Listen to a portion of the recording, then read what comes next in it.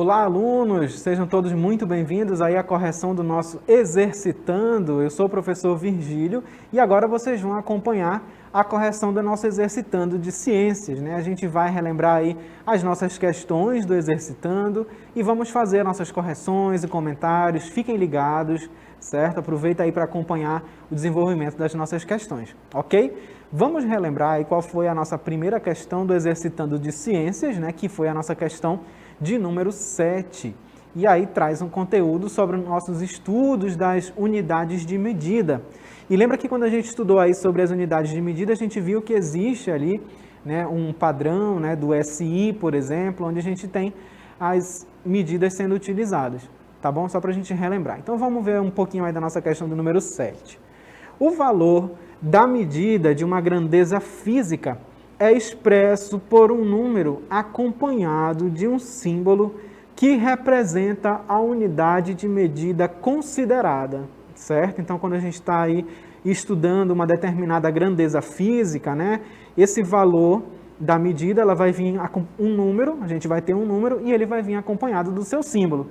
E aí, quais as unidades de medida de comprimento? A gente sabe que nós temos aí unidades de medida, né, para massa, por exemplo, né, são diferentes grandezas, né, temos volume, massa, mas a nossa questão ela está perguntando de vocês ali quais as unidades de medida de comprimento, né? Lembrando que para medir o comprimento a gente vai utilizar aí a régua ou a trena, por exemplo, né? Quando você vai tirar a medida de um móvel ou da parede da sua casa, por exemplo, até mesmo da roupa, né? Quando você vai mandar fazer uma roupa, você utiliza ali a medida do seu corpo, por exemplo, né? Quanto nós temos ali de ombro, de perna, de braço, para você mandar fazer uma roupa exatamente com as suas medidas. Então, você vai utilizar as medidas de comprimento.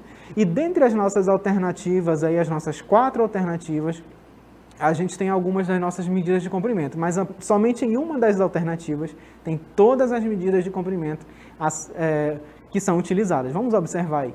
Então, olha só, na nossa letra A, nós temos aí o seguinte, nós temos hora, quilômetro e segundo, mas a gente está falando de comprimento, né? Então, esse H, ele está relacionado aí com hora, né? Então, a gente tem aí uma medida de tempo, né? Então, não tem nada a ver com o que nós estamos estudando sobre medidas de comprimento. Vamos marcar aí para a gente não esquecer. Então, a gente já descarta a nossa letra A, certo? Não pode ser a letra A, porque ela trouxe esse H, e esse H está relacionado ali com uma outra medida, certo? Vamos ver, então, a nossa letra B. Na nossa letra B, nós temos aí quilômetro, metro, centímetro e milímetro. Opa, olha que interessante. Todas essas siglas aí, né, o km, o m, o cm e o mm, são utilizados para as nossas medidas de comprimento, né? Quando você tem ali dimensões muito grandes, né, por exemplo, entre uma cidade e outra, você utiliza quilômetro, né? A gente tem, por exemplo, aí tantos quilômetros separando determinados municípios. Então, a gente tem ali o km. Metro, né? Você tem ali uma parede de 4 metros, por exemplo, vamos dizer assim. Então, a gente utiliza o m. Centímetro. Toda a régua que quando a gente está estudando ali, a maioria delas, temos 30 centímetros, mais ou menos. E o milímetro, cada centímetro vai ter ali 1 milímetro. Então, a gente tem na nossa letra B, né, todas essas que nós estamos observando aqui são medidas de comprimento. Mas vamos dar uma olhada nas outras alternativas só para a gente tirar essa dúvida. Olha lá. Na letra C, metro, quilômetro, milímetro, até aí tudo bem, mas aí colocamos esse H e o H ele faz parte de uma outra unidade de medida, tá? Não responde aí a nossa questão, então não pode ser a nossa letra C, certo? E na letra D, quilo, opa, já começou errado aqui, né? O quilo a gente tem aí para a medida, né, de massa, por exemplo, quilo, né, grama, então quilograma, esse kg, ele vai ser utilizado aí em outra unidade. E esse seg aqui, ó, né, de segundo, então não pode ser a nossa letra D também. Então a resposta correta da nossa questão, a nossa questão de número 7, é a letra B, como nós vamos confirmar aí na nossa próxima imagem. Então, a resposta da questão 7 é a letra B, porque as medidas de comprimento são mecanismos de medição eficazes, uma vez que utilizam como recurso medidas convencionais, tais como o milímetro, o centímetro, o metro e o quilômetro. Aí você encontra por extenso, né, o milímetro. A gente observou lá nas questões, nós tínhamos a sigla, né, mm, centímetro, a gente observou lá, cm, peraí, deixa eu desfazer aqui, cm de centímetro, metro, onde nós vimos o m, e o quilômetro, o km. Então, são as siglas aí das medidas convencionais de comprimento que nós observamos, certo? Muito bem. Então, essa foi a questão de número 7, a resposta é a letra B. E agora nós vamos para mais uma questão do nosso Exercitando de Ciências, que foi a nossa questão de número 8. Observa aí a nossa imagem. Em uma determinada padaria, o pão francês só é vendido por quilo. Inclusive, existe até aí um projeto, né, de que os pães agora, a partir de um determinado período, eles só vão ser vendidos por quilo, né? Então, olha lá, cada pãozinho pesa 50 gramas, né? O pão que você vai encontrar nas padarias, ele tem que ter esse peso, ele não pode ter menos nem mais, né? O pão francês, o famoso pão massa grossa, né, que a gente encontra aqui na nossa região, a gente chama geralmente de pão massa grossa, né? Que é o pão francês, ele deve pesar ali 50 gramas. Quantos pães você precisa comprar para totalizar 1 quilo? Então, você tem aqui um pão, né? Um pãozinho, ele pesa 50 gramas, certo? Um pão francês, um pão massa grossa, ele pesa 50 gramas, mas você precisa comprar 1 quilo, né? Então, quantos pães vai ser preciso, né? X aí, ó, de pães, vai ser preciso para você ter 1 quilo de pão, né? Quantos pães cabem nesse 1 quilo aí, como nós estamos vendo? Então, essa é a nossa questão de número 8. E aí nós vimos as alternativas, né? Na letra A, 4 pães, letra B, 5 pães, letra C, 10 pães ou letra D, 20 pães. Então, o primeiro passo é você retirar todas as informações que o enunciado te oferece, né? Para você conseguir fazer o cálculo e responder essa questão. Então, como eu já coloquei aí na imagem, se um pão tem 50 gramas, quantos pães vão ser necessários para você ter aí 1 quilo de pão, certo? Muito bem. Então, você vai observar comigo agora a resolução aí dessa questão, certo? A gente tem aí, ó, na próxima imagem, nós temos aí o nosso gabarito, certo? E a nossa resposta correta é a letra D, tá? Vamos voltar rapidinho aqui para nossas questões, onde nós temos a resposta. A gente vai dar a primeira resposta e daqui a gente vai mostrar o cálculo em seguida. Então, olha aí, para totalizar esses 20 pães, você vai armar a sua questão, vai retirar todas as informações, vai fazer o cálculo. Primeiro você vai ter que transformar ali, ó, quilo para grama, tá? Para você achar exatamente a quantidade de pães que tem 1 quilo. Mas, como nós já vimos, a nossa resposta certa é a letra D, 20 pães, tá? Mas aí a gente já te deu a resposta certa. Só que quando você for fazer uma prova ou um exame vestibular, por exemplo, você não vai chegar exatamente na questão, na resposta. Você vai precisar fazer o cálculo. E o cálculo a gente vai observar nas próximas imagens. Olha aí. Então, olha só. No nosso comentário, nós temos o cálculo, certo? E aí, olha só, o seguinte. Sabemos que 1 quilo corresponde a 1000 gramas, tá? E aí, olha só, então 1 quilo ele tem 1000 gramas, né? Lembra lá dos nossos estudos, onde nós fazemos as conversões lá de quilo para grama? E a gente sabe que 1 quilo ele corresponde a 1000 gramas, ou seja, temos aí 1000 gramas dentro de 1 quilo, vamos dizer assim, né? Para sabermos quantos pães, lembrando que são pães de 50 gramas, para sabermos quantos pães totalizam 1000 gramas, olha lá, ou seja, né? 1 quilo calculamos o seguinte, olha lá. Então, a gente arma aí, já para fazer a nossa conversão, né, você coloca lá, um pão tem 50 gramas. Quantos pães eu vou ter em 1 quilo? Você vai fazer essa regra de 3, fazer o cálculo. E aí você tem aqui, ó, bota o xzinho aqui da regra de 3, né? 50x, ou 50 vezes x, vai ser igual a 1.000.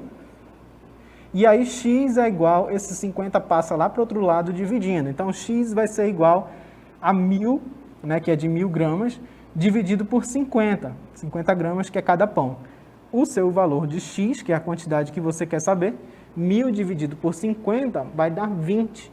Portanto, para totalizar 1 quilo de pães, serão necessários 20 pãezinhos, certo? Então, a resposta certa, né, como a gente pôde observar, é a nossa letra D. Para você comprar 1 quilo de pão, você vai chegar lá e pedir 1 quilo de pão, nesse 1 quilo de pão você vai encontrar 20 pãezinhos de 50 gramas cada um, certo? Então, esse aí foi o nosso Exercitando de Ciências. Obrigado aí a participação, parabéns a todo mundo que acertou e a gente se vê numa próxima aula.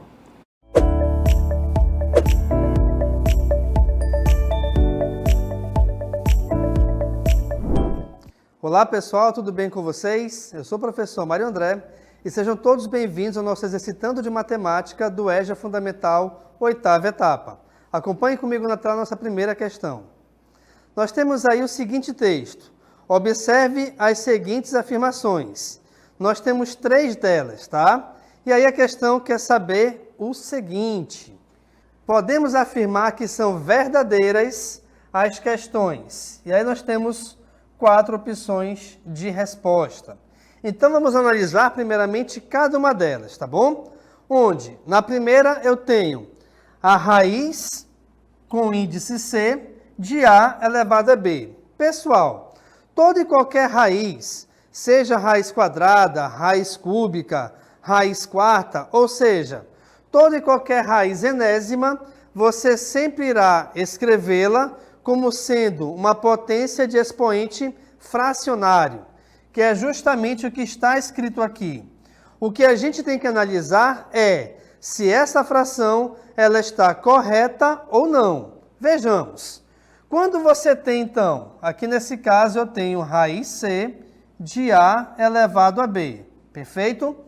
Quando você vai reescrever essa raiz em forma de expoente, ou em forma de potência, na verdade, tá? O teu expoente será uma fração da seguinte maneira. Você vai pegar como numerador, que é o valor que fica em cima na fração, o expoente do radicando, que aqui nesse caso é o B, sobre o índice da raiz, que nesse caso é o C.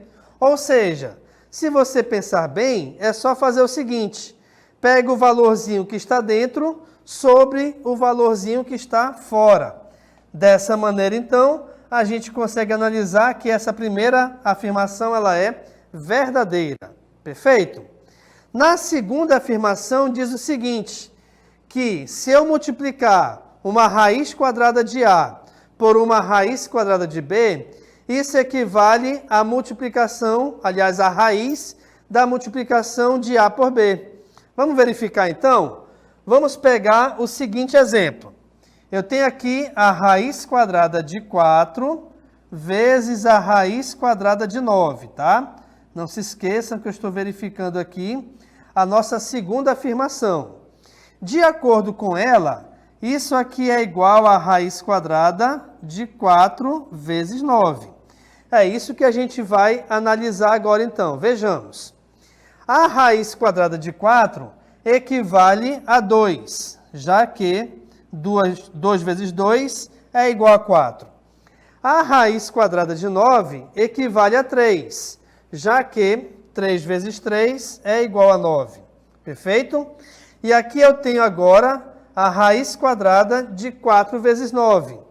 Nessa segunda raiz, ou seja, nessa raiz quadrada que está após a igualdade, vamos começar resolvendo essa multiplicação.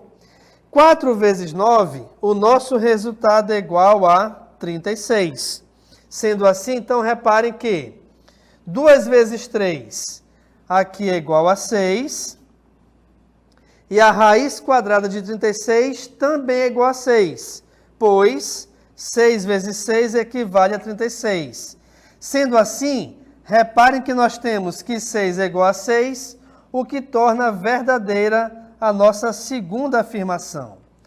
Bem, a nossa terceira afirmação agora trata da mesma coisa, só que, ao invés de trabalharmos com a multiplicação, vamos trabalhar com a adição entre as raízes.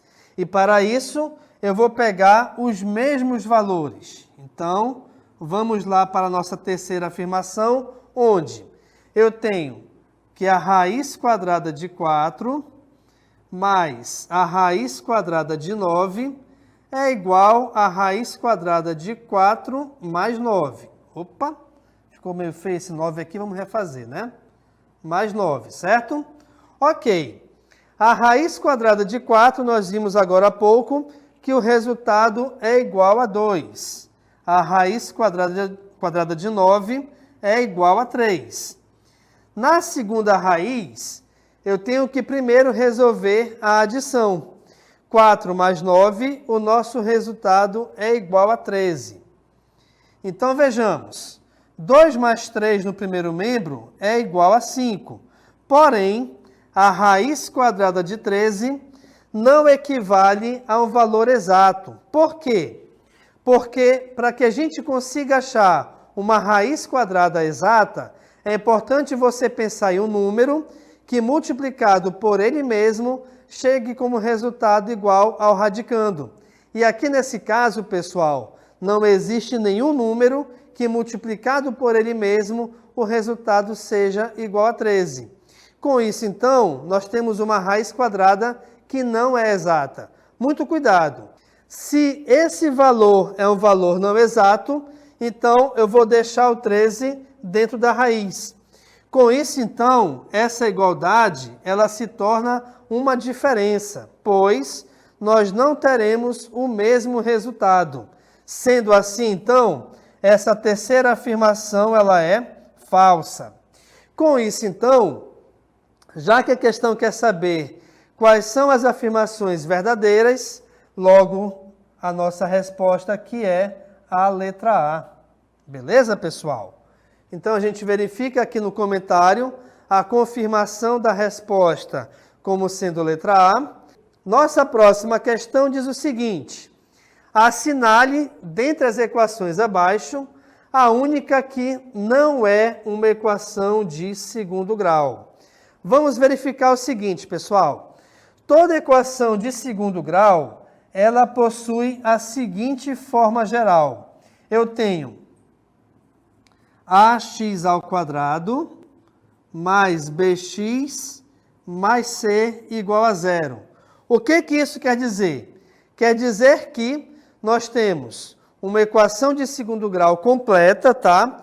Na seguinte forma geral. Eu tenho que ter algum valor que é chamado de coeficiente, acompanhado do x ao quadrado, mais, ou menos, na verdade, também, né? Algum valor acompanhado de x e um termo independente. Isso é a equação de segundo grau em sua forma completa. Vou até colocar aqui, ó, na sua forma completa. Por que isso? Porque nós podemos ter também uma equação de segundo grau de forma incompleta. Como assim? Bem, analisando aqui a língua portuguesa, se algo é incompleto é porque falta alguma coisa. Então, nós temos as seguintes situações. Eu posso ter uma equação de segundo grau de modo que nós não tenhamos o termo independente, ou seja, o termo C. Eu posso ter uma equação de segundo grau incompleta, de modo que a gente não tenha o valor em x, né, o termo em x, ou eu posso ter uma equação incompleta, de modo que a gente não tenha nem o termo em x e muito menos o termo independente. Então, aqui você consegue verificar que nós temos três tipos diferentes de equações de segundo grau incompleta. Mas, por mais que nós tenhamos uma equação de segundo grau incompleta, as três formas que eu coloquei para você, ela tem algo em comum. O que é esse algo em comum? É que sempre tem que aparecer o termo com x ao quadrado, ou seja, o coeficiente a obrigatoriamente tem que ser diferente de zero. E é justamente essa principal característica que forma uma equação de segundo grau. Voltemos aqui para a tela então, olha só. Nós temos então aqui 4 opções de resposta, beleza? Eu tenho que verificar então o seguinte: nessas opções aparece o x ao quadrado? Então vejamos. Aqui na letra A nós temos 2x ao quadrado, na letra C nós temos 3x ao quadrado e na letra D nós temos x ao quadrado. Mas na letra B, reparem que eu tenho x mais 2x menos 15 igual a zero. E x mais 2x, pessoal, vamos só transformar aqui, ó, colocar aqui embaixo, tá? X mais 2x equivale a 3x. Então, eu poderia reescrever a nossa equação dessa maneira. Porém, mesmo com essa outra maneira de reescrever a equação, reparem que em nenhum momento aparece nela o x ao quadrado. Então, essa equação ela não é de segundo grau. E como o maior expoente do x equivale a 1, a gente diz que essa equação é de primeiro grau. Então, é justamente essa a nossa resposta. Voltando aqui para a tela, olha só.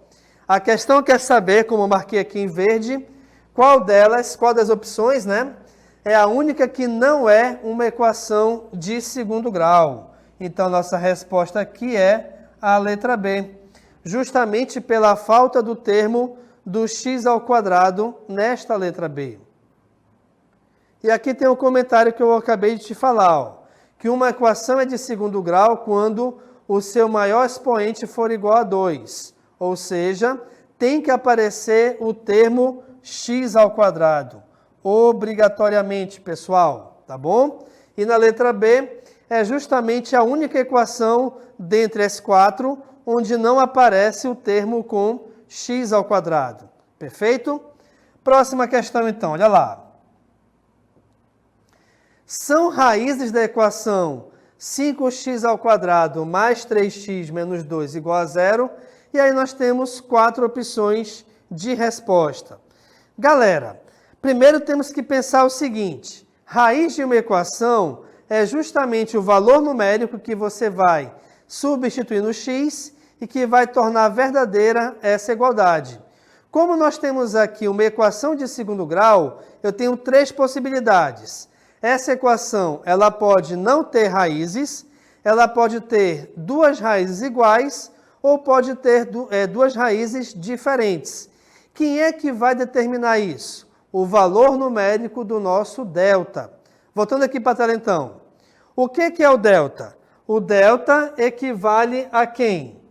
Delta é igual a b ao quadrado menos 4 vezes a vezes c. Mas aí você pensa, opa, pera lá. Quem é A, quem é B, quem é C? Vejamos. O valor de A sempre é o valor que acompanha o x ao quadrado, independente da sua posição, tá? O valor do B sempre é o número que acompanha o x. E o valor de C é o nosso termo independente. Analisando isso, então, vamos achar o valor numérico do delta. Delta é igual a b ao quadrado menos 4ac.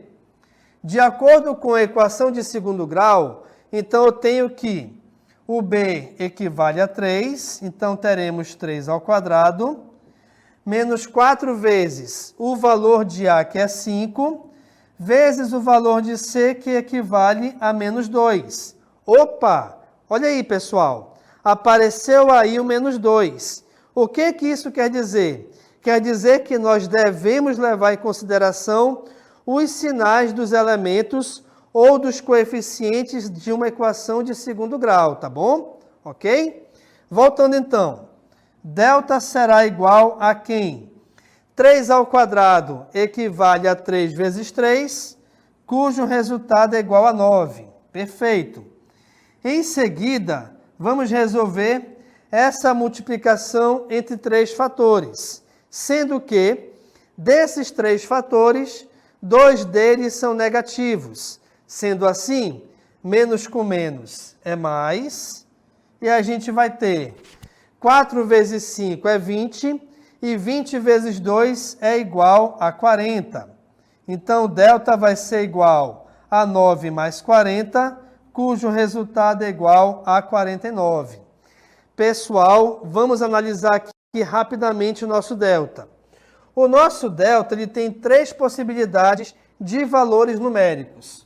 O nosso delta pode ser igual a 0, o nosso delta pode ser positivo, ou seja, um valor maior do que 0, ou pode ser negativo, que é um valor menor do que 0.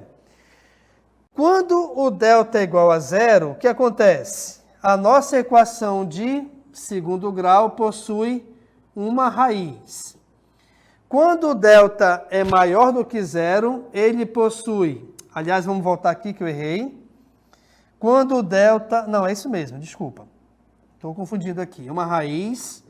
Quando o delta é maior do que 0, ele vai possuir 2 raízes.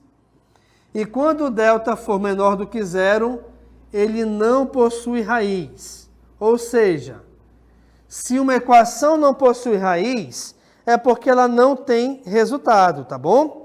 Então, a gente verifica que esse delta ele é igual a 49. 49 é um valor positivo. Vejamos aqui então, olha só. Então, aqui eu vou ter o seguinte, que é achar o valor das raízes. Então, o valor de x é igual a menos b, mais ou menos a raiz quadrada de delta, dividido por 2a. Então, a primeira raiz será igual a quem? Bem, de acordo com a nossa equação, o valor de b é 3. Mas aqui, no valor de x, eu quero menos b, ou seja, o valor com o sinal contrário. Então, teremos menos 3, mais a raiz quadrada de delta. O delta, reparem que teve como resultado igual a 49. A sua raiz quadrada é 7, pois 7 vezes 7 é 49. 2 vezes a, o valor de a é igual a 5, que é justamente o valor que acompanha o x ao quadrado. Então, vejamos. Menos 3 mais 7, que é a mesma coisa do que 7 menos 3, o resultado é igual a 4. 2 vezes 5 é igual a 10. E aí, nós temos uma fração equivalente a 4 décimos. Simplificando essa fração por 2, a gente acha como resposta 2/5.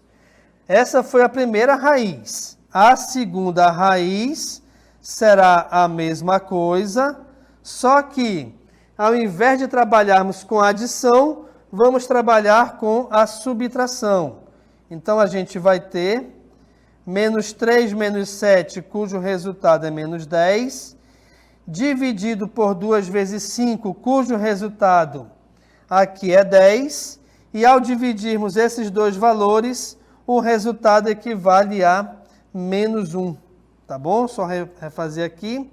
Então, as raízes da equação são justamente iguais a menos 1 e 2/5. Ou seja, o nosso gabarito aqui é a letra C. Ok, pessoal? Então, não se esqueçam disso, tá? Que as raízes da equação são os valores referentes a x. E aí, para a equação de segundo grau, nós temos essas 3 situações. Ela pode ter nenhuma raiz, uma ou 2. Aqui nesse exercitando, nós achamos como resultado 2 raízes. Belezinha? A gente finaliza então aqui a nossa aula. Muito obrigado pela participação de vocês e até breve.